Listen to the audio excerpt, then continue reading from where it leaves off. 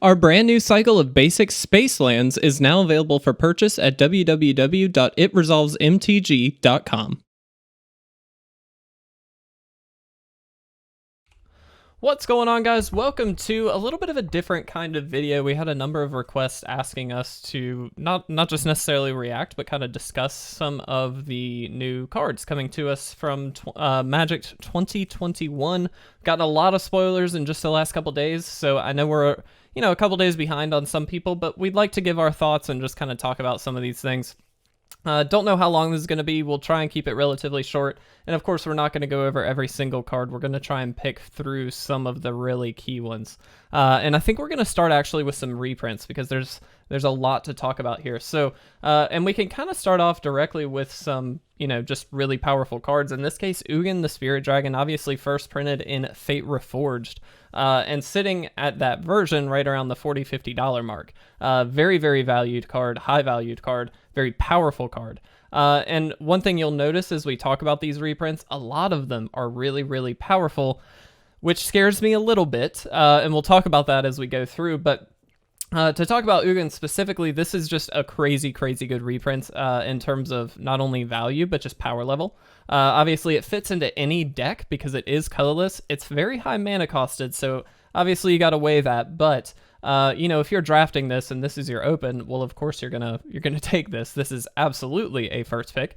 Very powerful card. Obviously, going to be a really interesting one. We'll see how that fleshes out with the standard environment.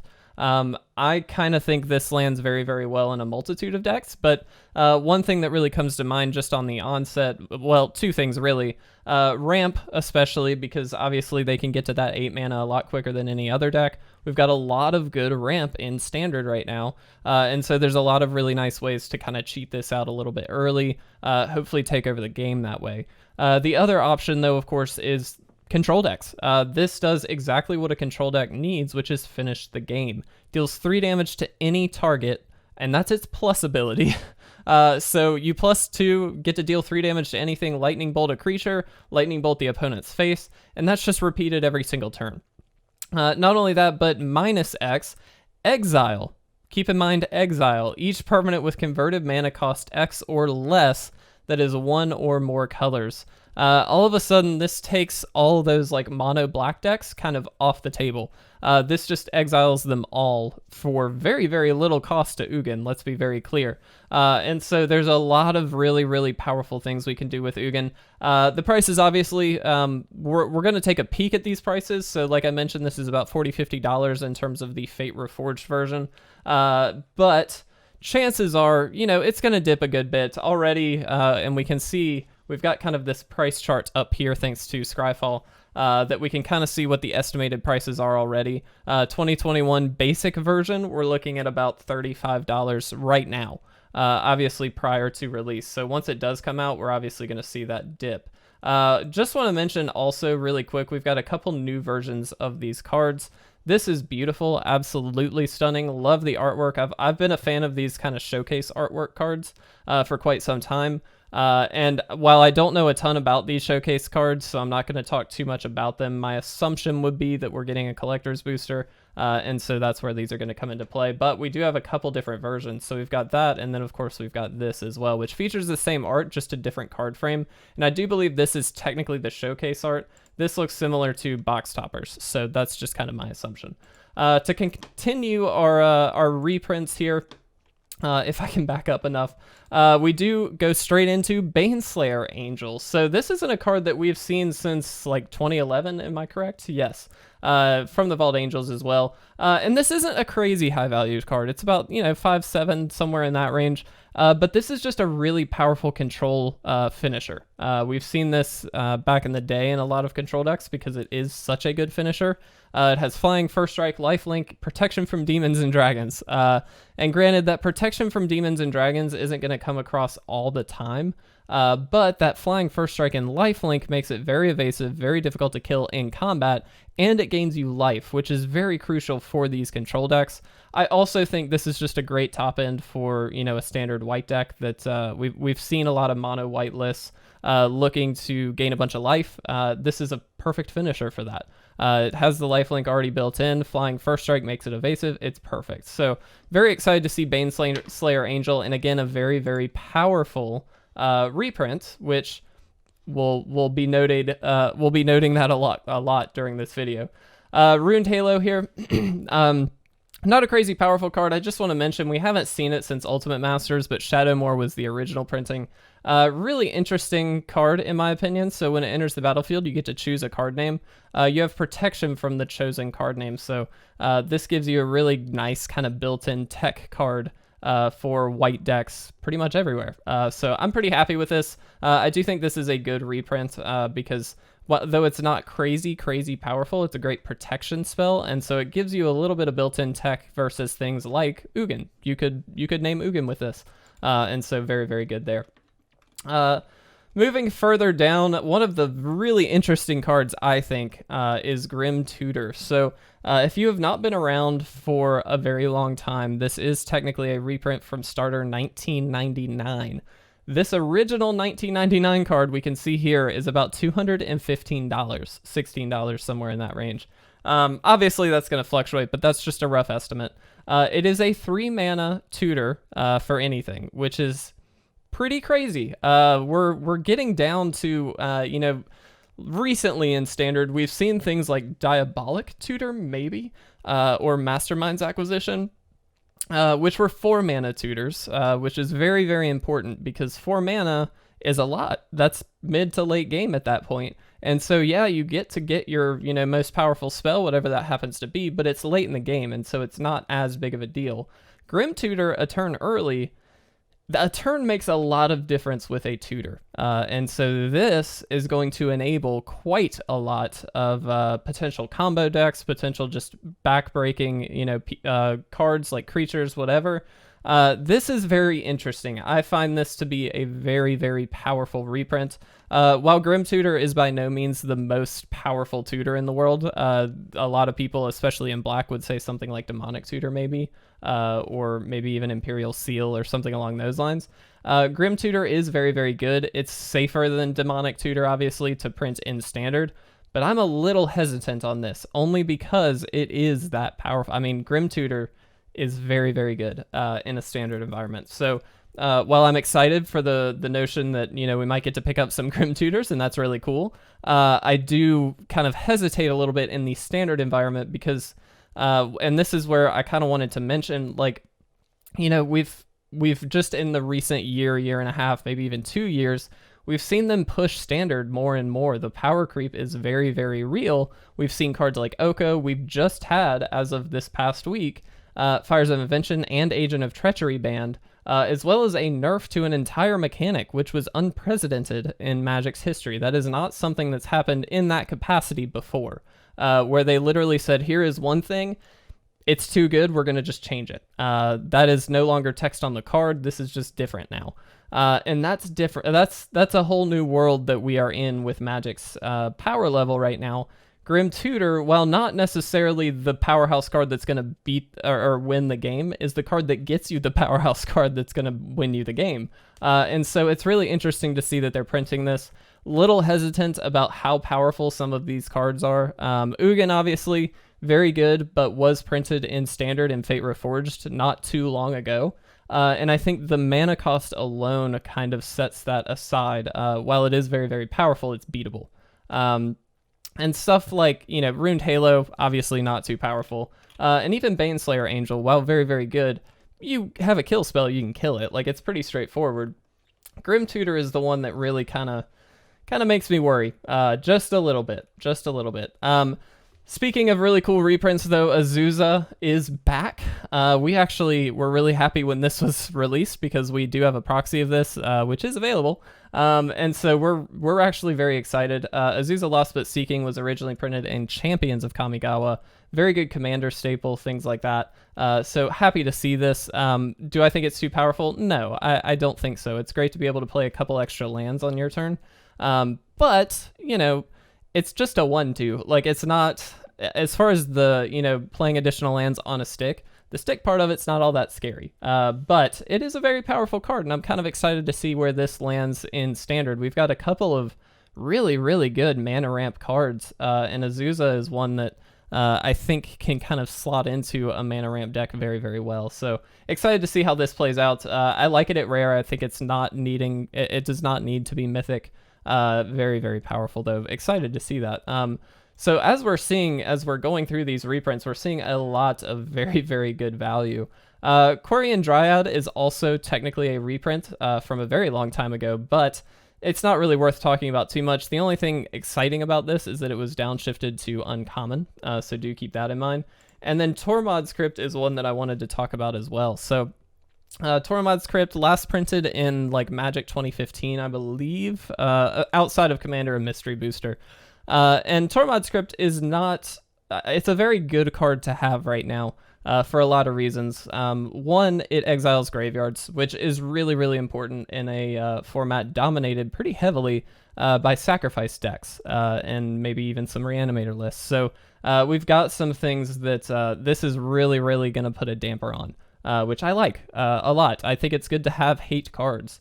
That's what keeps everything in check. And I think that's why things like Ruined Halo are so important as well. Because it's a catch-all, and we need a few catch-alls right now, clearly. And so Tormod's Crypt, very, very good at shutting down a lot of graveyard decks. It also shuts down Escape. So Uros, Croxes, Phoenixes, things like that. This really, really shuts down, which I think is important to have. At least have access to, especially in, match Standard, not just best of one. There are ways to abuse things like 0-mana artifacts just in general.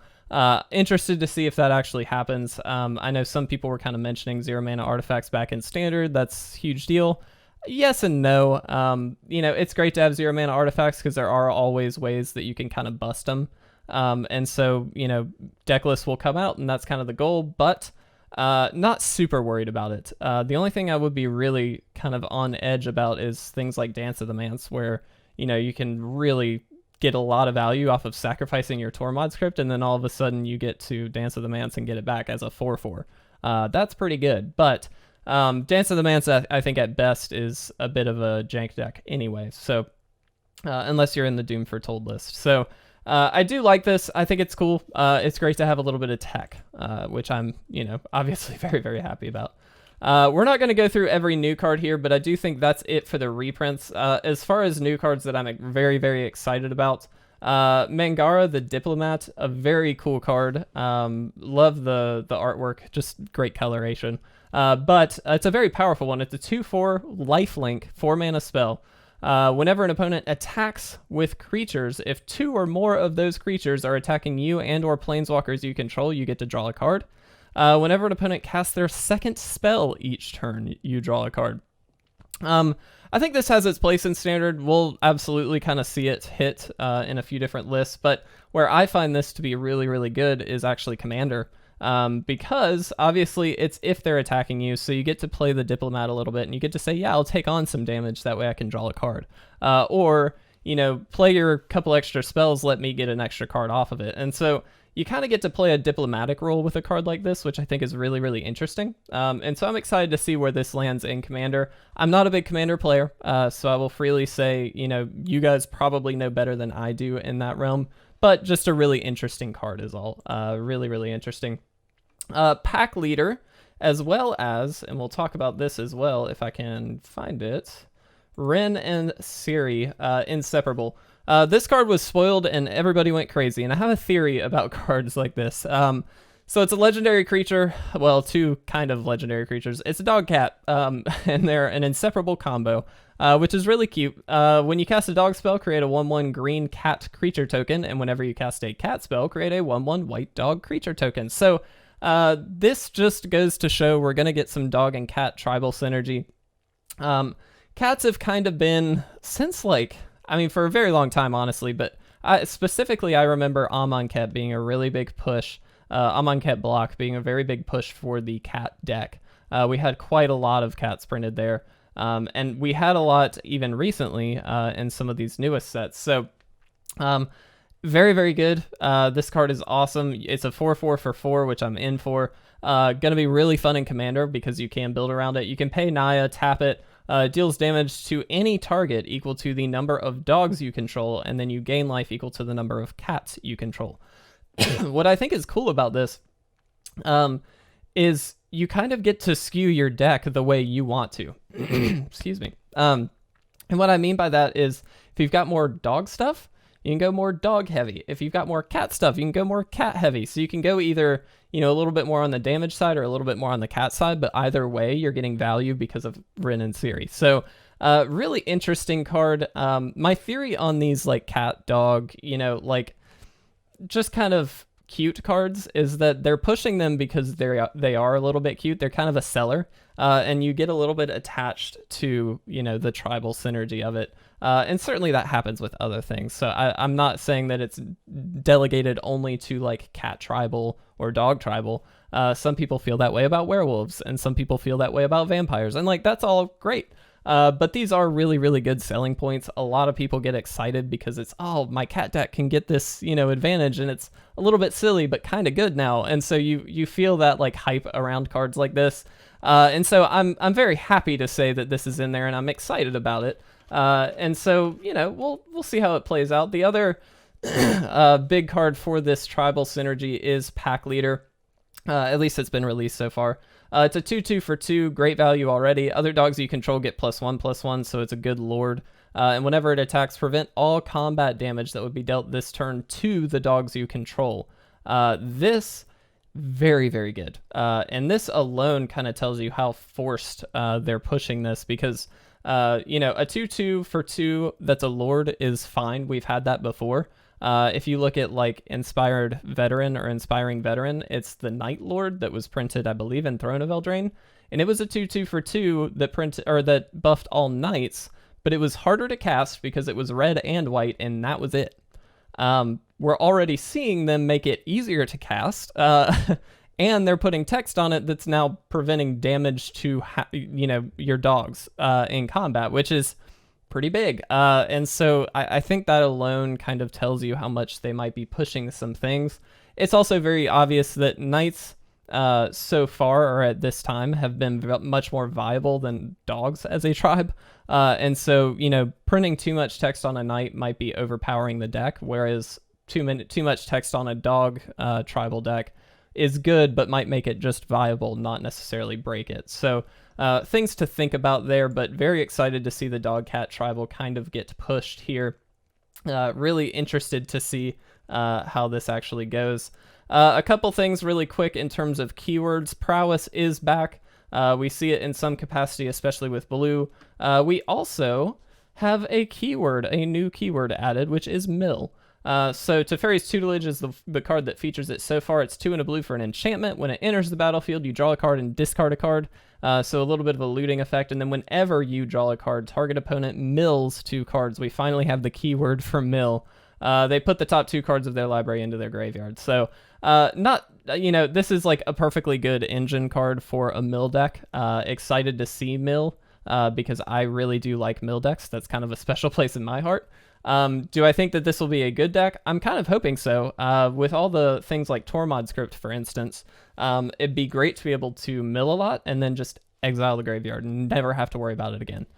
We've also got a lot of things already in standard like Ashiok that really, really help shut that stuff down and again, exile the graveyard. I think if you can exile the graveyard in a very repeatable way, in a very easy way, then it becomes very viable to do mill. If you don't have that ability, it's not a great time to play mill decks. We've kind of proven that on our channel where, we'll play mill decks and then we get an Uro in the graveyard on the opponent's side. They get to bring it in and then all of a sudden they start taking over.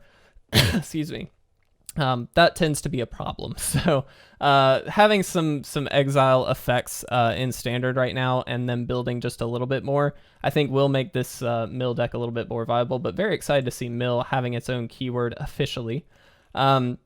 A couple Planeswalkers that I would like to talk about, and I think we'll end there for now after we talk about these. We'll, of course, do more of these little catch-up videos. There's not much structure to these, just so you know. These are much more on a whim. But Teferi, Master of Time. First of all, beautiful artwork. I love this kind of this oh my gosh, symmetric. I could not think of the word symmetric. This symmetric artwork looks beautiful in my opinion. 4 mana for a 3 loyalty planeswalker. And what's really interesting about this is you can activate loyalty abilities of Teferi, Master of Time, on any player's turn anytime you could cast an instant. Which means all of a sudden this is unheard of before. Now we can activate a planeswalker ability, specifically this one, in response to whatever the opponent does on their turn, which is very unheard of. This is something that gives you a little bit more of a lucrative effect, because all of a sudden, you know, if your opponent doesn't do anything, well, +1 it. Totally fine. If they play a creature that you don't want, on the field, phase it out. Once it hits the field, phase it out. They change phases, perfect time. You get to do that. And then here, and I think the ultimate ability on this one, very, very good. Take 2 extra turns after this one. Obviously powerful, very in line with a Teferi kind of mechanic, but being at 10, I think we will see, you know, that doesn't happen often.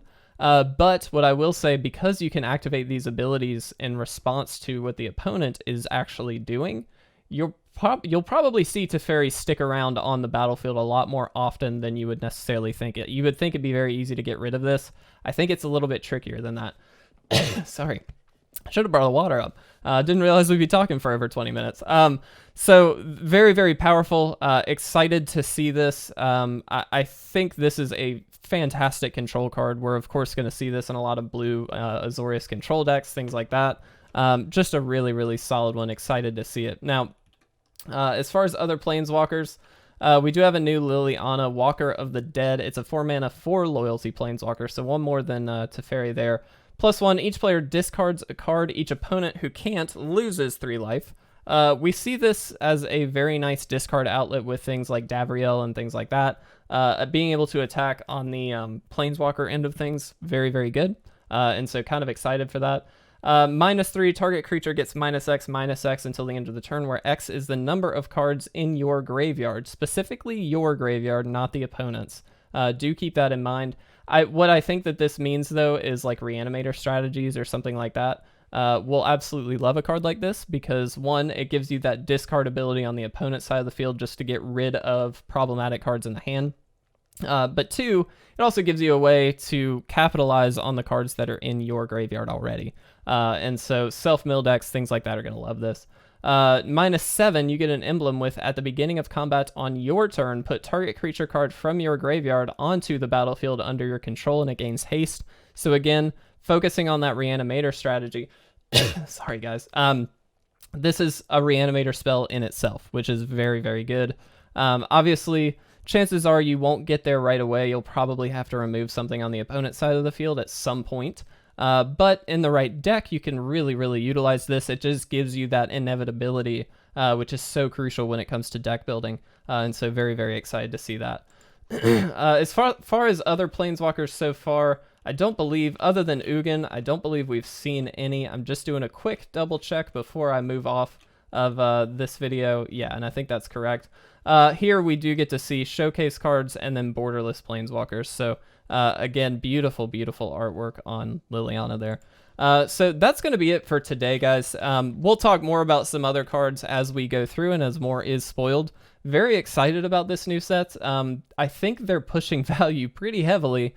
And I don't know if that's just to... I don't know. I have my speculations. I'd be interested to know what you guys think about 2021 so far. Really interested to see what else is spoiled in this set. It's going to be interesting. So I hope you guys enjoyed this kind of a different video. Really do appreciate the support and you guys asking for this. So if there's anything that you feel we missed or anything that we can talk more about, please leave it in the comment section. We'd be happy to do that. So thank you guys so much for watching, and I will see you very, very soon with hopefully another follow-up video with some more awesome Magic 2021 spoilers. Thanks, guys. I'll see you soon.